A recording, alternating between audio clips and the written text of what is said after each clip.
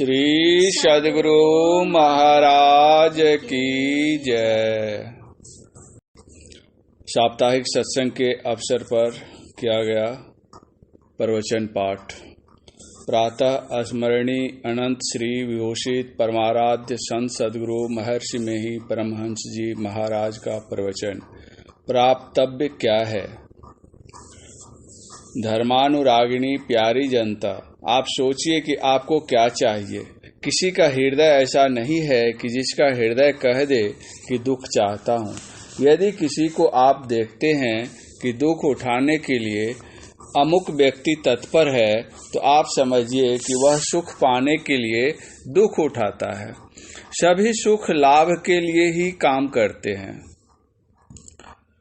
School छोड़ने के कई वर्ष पहले मेरे मन में उत्पन्न होता था कि मैं अपने को किस तरह सुखी बना सकूंगा, तो समझ में आया कि ईश्वर की भक्ति में सुख होगा। रामायण का पाठ करने की अभिरुचि मेरे बचपन काल से ही थी। मैं रामायण पढ़ा करता था। उसमें ईश्वर भक्ति के लिए बहुत प्रेरण है। देह धरे कर यही फल भाई, भजिए राम सब काम विहाई। और राकापति षोडश वही, तारागण समुदाय सकल गिरीन दबला इव, बिनु रवि राति न जाए। ऐसे ही बिनु हरि भजन खगेशा, मिटहि न जीवन केर कलेशा। अर्थात ईश्वर भक्ति रूपी सूर्य का उदय हो तो दुख रूपी रात का नाश हो जाएगा।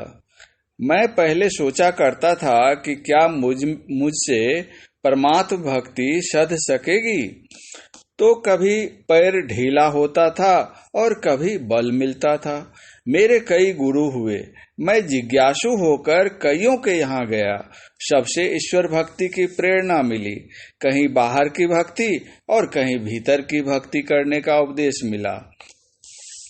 अंत में यह ज्ञान पाया कि बहिर्मुख और अंतर्मुख दोनों प्रकार की भक्तियों का करना आवश्यक है। प्राप्तव्य क्या है, इसको जानो, फिर उसको पाने के लिए दौड़ो। बिना प्राप्तव्य जाने उसको पाने के लिए दौड़ना बुद्धिमानी नहीं है। ईश्वर क्या तत्व है, इसको जानो। मैं पहले जानता था कि राम ईश्वर है, शिव ईश्वर है। रामायण पढ़ने से राम और शिव दोनों को ईश्वर जानते थे। घर में भगवती की पूजा होती थी तो उनको भी देवी मानता था। फिर गानपत्य और भक्त को भी जानो। फिर समझा कि नरसिंह रूप, क्षीर समुद्रवासी, साकेतवासी, दशावतारी सभी रूप उन्हीं ईश्वर के हैं। ऐसा सुना और कहीं कहीं ऐसा पढ़ा भी। गणेश, शिव, सूर्य, विष्णु, दुर्गादि देवियां तथा संपूर्ण चराचर एक ईश्वर के ही रूप हैं, ऐसा भी पढ़ा और सुना है। ईश्वर संबंधी इस ज्ञान पर सहज ही प्रश्न होता है कि ये सभी रूप जिनके वे स्वयं अपने कैसे।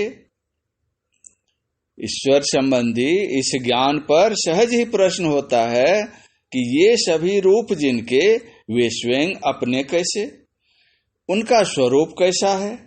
वह एक अनेक रूपों में है, वह कैसा? वह कितना बड़ा है अथवा कितना छोटा है, इसको जानने के लिए उत्सुकता आती है।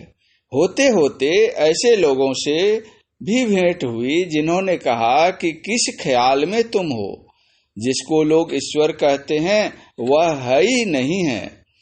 किंतु इस बात का विश्वास मुझे कभी नहीं हुआ। ईश्वर की स्थिति पर आक्षेपात्मक कितने ही प्रश्न उनके हुआ करते थे, जिनका उत्तर देना कठिन होता था, किंतु वे मेरे विश्वास को डिगा नहीं सके। कैवल्य शास्त्र नाम की एक पुस्तक मैंने पढ़ी, जिसमें है कि एक आदि तत्व ऐसा है जो अनादि अनंत है। गोस्वामी तुलसीदास जी के रामायण की चौपाई याद आती है। व्यापक व्याप्य अखंड अनंता, अखिल अमोघ शक्ति भगवंता। एक अनादि अनंत तत्व अवश्य है, यदि इसमें कोई शक संदेह करे तो इसका जवाब है कि यदि सभी शांत ही शांत हैं और एक अनादि अनंत तत्व नहीं है तो सभी शांतों को मिलाने से अनंत नहीं हो सकता, क्योंकि शांत शांत का जोड़ शांत ही होगा, वह अनंत नहीं होगा। तब प्रश्न होगा कि उस शांत तत्व के पार में क्या है? इसका उत्तर होगा अनंत है। इसके सिवाय और कुछ उत्तर नहीं हो सकता। इस संसार को देखकर लोग भले ही कहें कि संसार बनता और बिगड़ता है, इसके अंग प्रत्यंग बनते और नाश होते हैं, यह अनंत नहीं हो सकता। परंतु यदि कोई उस अनादि अनंत तत्व को प्रत्यक्ष नहीं देख सकता है, इसलिए उसकी स्थिति को स्वीकार नहीं करे, यह ठीक नहीं। सारे शांतों के पार में एक अनंत अवश्य है। राम स्वरूप तुम्हार वचन अगोचर बुद्धि पर, अविगत अकथ अपार, नेति नेति नित निगम कह। रामचरितमानस। स्वरूप अखंडित व्यापी चैतन्य से चैतन्य, ऊंचे नीचे आगे पीछे दाहिन बाएं अनन्य, बड़ा ते बड़ा छोट ते छोटा, मीही ते सब लेखा, सबके मध्य निरंतर साई, दृष्टि दृष्टि सो देखा। कबीर साहब। बड़ा से बड़ा क्या हो सकता है? जिससे बड़ा और कुछ नहीं हो सके वह अनंत के अतिरिक्त और कुछ भी नहीं हो सकता। एक अनंत तत्व की स्थिति अवश्य है। यह बात बुद्धि के ग्रहण में आती है।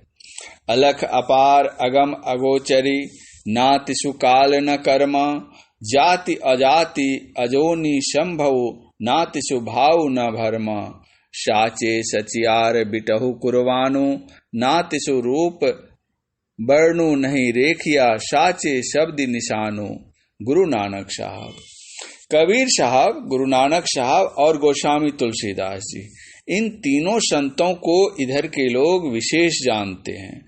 ये तीनों संत कहते हैं कि एक अनादि अनंत तत्व अवश्य है, परंतु वह अव्यक्त शरीरधारी लंबे चौड़े आकार का नहीं है। किसी आकार प्रकार का कहने से वह ससीम हो जाएगा।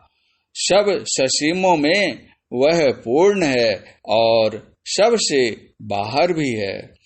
जिस प्रकार इस लोक में प्रविष्ट हुआ वायु प्रत्येक रूप के अनुरूप हो रहा है, उसी प्रकार संपूर्ण भूतों का एक ही अंतरात्मा प्रत्येक रूप के अनुरूप हो रहा है और उनसे बाहर भी है।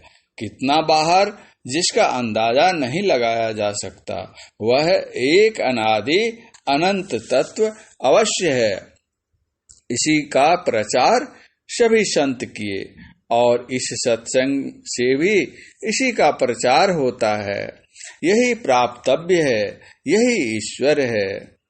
परम पूज्य गुरुदेव का यह प्रवचन पूर्णिया जिला के श्री संतमत सत्संग मंदिर सिकलीगढ़ धरहरा में दिनांक 25/11/1955 ईस्वी को अपराह्न कालीन सत्संग में हुआ था। श्री सद्गुरु महाराज की जय।